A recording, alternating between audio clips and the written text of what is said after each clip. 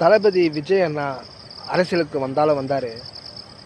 இருக்கிற கட்சிகள் எல்லாமே பொறுத்துக்க முடியல.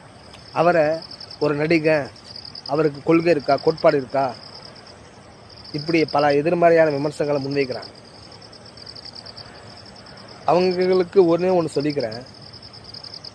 தன்னோட குடும்பத்தையை விட்டுட்டு, தன்னோட ஆசைகளை விட்டுட்டு, தமிழ் மக்கள் நம்மளை இந்த இடத்துக்கு கொண்டு வந்த தமிழ் மக்களுக்கு நம்ம ஏதாவது திருப்பி செய்யணும் அப்படி எண்ணத்தோடு வந்து தன்னுடைய வருமானத்தையே விட்டுட்டு வந்து தமிழ் மக்களுக்கு சேவை செய்கிற எண்ணத்தோடு தமிழ் மக்களை எப்படியாவது முன்னேற்றணும் அப்படி ஒரு உணர்வோடு அரசியலுக்கு வந்த தளபதி விஜய் அண்ணா பற்றி உங்களுக்கு என்ன தெரியும்?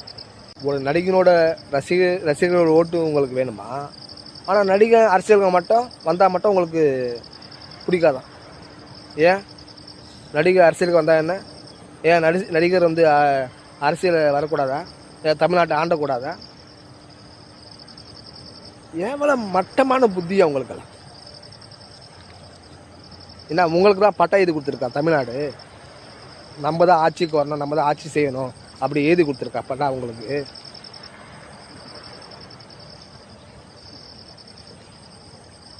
ரொம்ப மனசு கஷ்டமாக இருக்கு. இந்த மாதிரி ஒரு சீப்பான புத்தி அவங்களுக்கு. அவரும் ஒரு மனுஷன் தானே. ஒரு வாட்டி அவருக்கு வாய்ப்பு கொடுத்து பாருங்க. அவர் ஆட்சிக்கு வர்றதுக்கு முன்னாடியே அவரை வேறொரு புடிங்க எறியணும்னு சொல்லிட்டு இப்படி ஒரு மட்டமான புத்தி வச்சுக்கிட்டு எதுக்கு நீங்கள் அரசியல் செஞ்சிட்ருக்கீங்க? ரொம்ப கஷ்டமாக இருக்குது.